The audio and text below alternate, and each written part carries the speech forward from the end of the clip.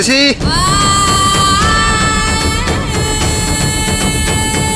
മുത്തശ്ശി, അമ്മേ. എന്നാ ശരത്ത് മോനെ ഒരു തുള്ളിച്ചാട്ടം? ലോട്ടറി വല്ലതും അടിച്ചോ? അടിച്ചു. എനിക്കല്ല, ഡോക്ടർ നിരഞ്ജന്. അയ്യോ, ആ കള്ളത്താടിക്ക് ലോട്ടറി അടിച്ചോ? വിഷു ബമ്പറാണോ ശരത്തുമോനെ? അല്ലമ്മേ, ഓണം ബമ്പർ. എന്തോ കുഴുത്തിരുമ്പ് കേസാ. അതാ ശരത്ത് മോൻ തുള്ളിച്ചാടുന്നേ അല്ലേ? എന്റെ ശരത്തെ, നടേശൻ കളി തുടങ്ങി. ആ പോലീസ് നായയുടെ കാര്യം ഇവിടെ മിണ്ടിയാക്കരുത്. അനുവാദം ചോദിച്ചിട്ടാണോ വെച്ചാ അത്യാഹിത അകത്ത് വരുന്നത്? ശരത്തുമോൻ എന്താന്ന് കാര്യം പറയും. മുത്തശ്ശി, നമ്മുടെ സുധിസാറിന്റെ ഹൃദയം വിറ്റ് നിരഞ്ജൻ സമ്പാദിച്ച 50 ലക്ഷം രൂപ, അതായത് ചെക്കിൽ എഴുതി മാറ്റിയെടുത്ത 50 ലക്ഷം രൂപ തിരിച്ചു വേണമെന്ന് പറഞ്ഞ് നടേശൻ രംഗത്തെത്തിയിരിക്കുന്നു.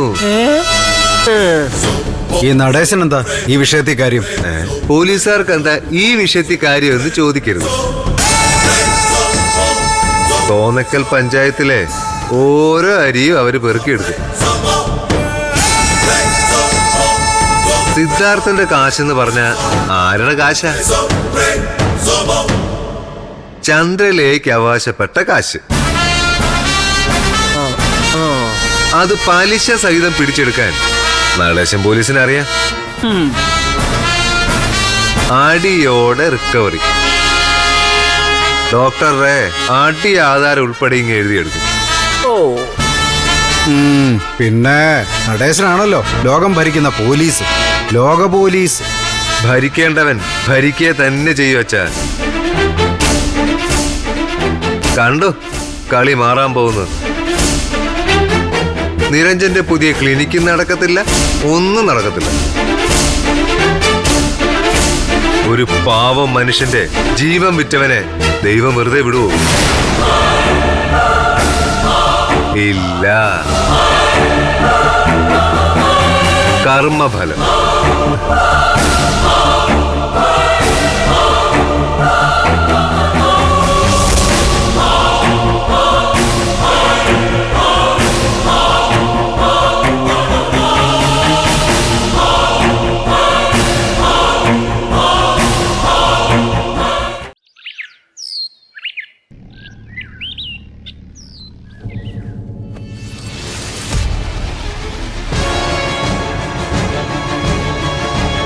ഹലോ, എന്താടാ? വിവരം അറിഞ്ഞു കാണുമെന്ന് കരുതുന്നു. എന്തേ, നീ കെട്ടിത്തൂങ്ങി ചാവാൻ തീരുമാനിച്ചോ? ചാവേണ്ടി വരും. ഞാനല്ല, നിന്റെ നിരഞ്ജൻ ഡോക്ടർ.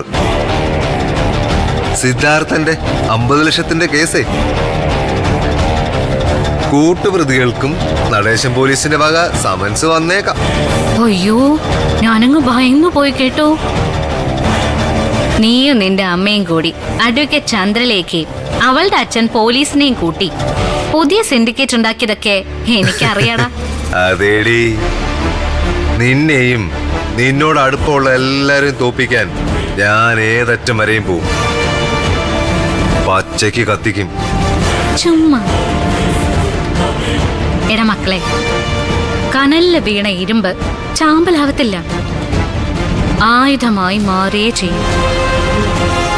രണ്ടാം പിറവി, അതാണ് ഈ ദേവിക. കരയാനുള്ളതൊക്കെ ദേവിക പണ്ടേ കരഞ്ഞു തീർത്തതാ. ഇനി കരയാൻ കണ്ണീരുമില്ല, കരയാൻ എനിക്ക് സൗകര്യവും ഇല്ല. അതുകൊണ്ട് വരട്ടാൻ നിക്കണ്ട. എന്തായാലും നിരഞ്ജന്റെ ക്ലിനിക്കിന്റെ കാര്യത്തിൽ ഒരു തീരുമാനമായി. സന്തോഷം. ക്ലിനിക്ക് തുടങ്ങാൻ നിരഞ്ജൻ സാർ തീരുമാനിച്ചിട്ടുണ്ടെങ്കിൽ തുറന്നിരിക്കും. നിന്റെ സിദ്ധാർത്ഥന്റെയും കല്യാണം പോലെ ഒരിക്കലും നടക്കാത്ത മനോഹരമായ സ്വപ്നം. ഞാനൊരു യെസ് പറഞ്ഞാലേ നാളെ ആ സ്വപ്നം യാഥാർത്ഥ്യമാവും. ഞാൻ കഴിഞ്ഞ ദിവസം പറഞ്ഞതുപോലെ നീയും നിന്റെ അമ്മയും വന്ന് 1-ാം പന്തിയിൽ സദ്യ ഉണ്ണാൻ ഇരിക്കുകയും ചെയ്യും. അപ്പൊ ശരി, വേറെ വിശേഷമൊന്നുമില്ലല്ലേ? പൊളക്കാതെടി. നീ ശരത്തിന്റെ പട്ടമാഷിയായിട്ട് തന്നെ വാഴും. ഒരു ദിവസമെങ്കിൽ ഒരു ദിവസം. നീ കഴിഞ്ഞ ദിവസം എന്നെ ഓമിച്ചതേ കുറുക്കനോടാ. ശരത്ത് കുറുക്കനല്ലടി, കിങ് ആണ്, കിങ്, രാജാവ്. ഓ രായാവ്. പൊന്നു മോനെ, നിന്നെ പറ്റി മഹാകവി ജി ശങ്കരക്കുറുപ്പ് പണ്ടേ എഴുതിയിട്ടുണ്ട്. കേട്ടിട്ടുണ്ടായിരിക്കും, ഇല്ലെങ്കിൽ പിന്നെ കേട്ടോ. പൊട്ടക്കുളത്തിൽ പുളവൻ ഫണീന്ദ്രൻ, തട്ടിൻപുറത്ത് എലി മൃഗാദി രാജൻ. അടുത്തെല്ലാം ഞാൻ പറയുന്നില്ല. എനിക്കറിയാവടി, കാട്ടാളനിൽ കാപ്പിരി കാമദേവൻ. ആഹാ, മനസ്സിലാക്കി കളഞ്ഞല്ലോടാ മിടുക്ക. കഷ്ടം തന്നെ മുതലാളി.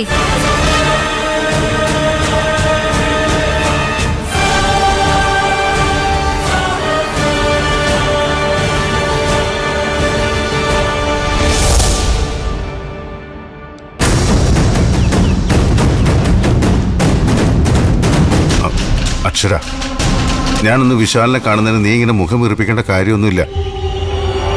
നിങ്ങളനുസരിച്ച് ജീവിക്കാനാണ് എനിക്കിപ്പോൾ ഇഷ്ടം. അതുകൊണ്ട് എനിക്കിഷ്ടമില്ലാത്തത് ഞാനിപ്പോൾ അംഗീകരിക്കാൻ ശ്രമിക്കും.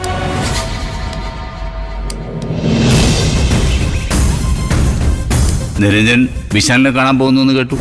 അതെ, ശ്രുതിമോളുടെ കാര്യത്തിൽ എന്തെങ്കിലും തീരുമാനം എടുക്കാനാണെങ്കിൽ അത് വേണ്ട. അന്തിമ തീരുമാനം എന്തായാലും അത് ഞാൻ സാറിനെ അറിയിക്കും. ആ, അത് കലക്കി.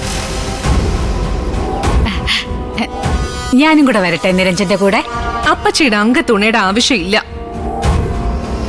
വിശാലുമായിട്ടുള്ള ചങ്ങാത്തം നിരഞ്ജനെ അപകടത്തിൽപ്പെടുത്തും. ചതിക്കിന് ഒരുക്കി വെക്കും അവൻ. ആണോ?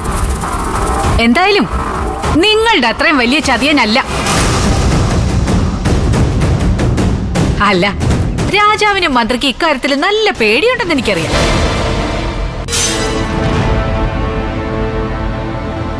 എന്റെ കൊച്ചിനെ വഴിയിലിട്ട് ആക്രമിച്ചതിന്റെ പേരില് അകത്ത് പോവോന്നുള്ള പേടി. ഞങ്ങൾക്ക് ഒരു ഭയമില്ല മാഡം. എന്തായാലും ഞാൻ ഇറങ്ങട്ടെ, വേറെ കുറെ കാര്യങ്ങളുണ്ട്.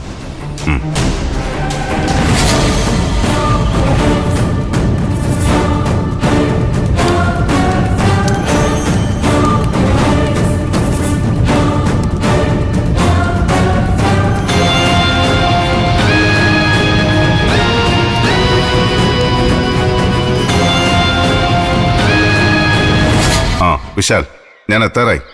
ഏറിയാൽ 1 മിനിറ്റ്, ഒരേ 1 മിനിറ്റ്. ഡോക്ടറെ,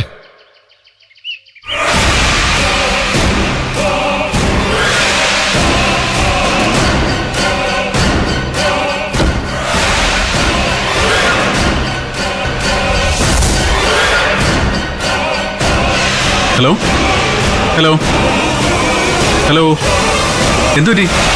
വഴിയിലൊരു കാരമുള്ളു, അതൊന്ന് ഊരിക്കളയട്ടെ. ആരാ?